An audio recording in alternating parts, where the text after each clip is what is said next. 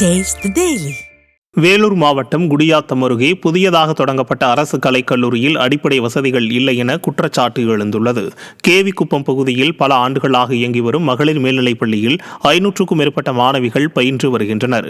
இந்த நிலையில் இந்த பள்ளி வளாகத்தை இரண்டாக பிரித்து ஒரு பகுதியில் மகளிர் மேல்நிலைப் பள்ளியும் மற்றொரு பகுதியில் அரசு கலைக்கல்லூரியும் செயல்படுகிறது.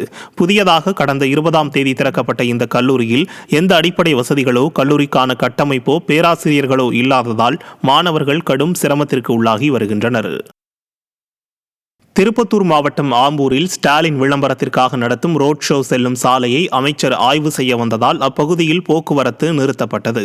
இதனால் ஆம்பூர் பேருந்து நிலையம் வந்து செல்லும் பேருந்துகள் தேசிய நெடுஞ்சாலையில் மேம்பாலத்தின் மீது திருப்பி அனுப்பப்பட்டது. ஆம்பூர் பேருந்து நிலையத்தில் இறங்க வேண்டிய பயணிகள் சுமார் 1 கிலோமீட்டர் தூரத்திற்கு முன்னதாகவே இறக்கிவிடப்பட்டதால் பயணிகள் கடும் அவதியடைந்தனர்.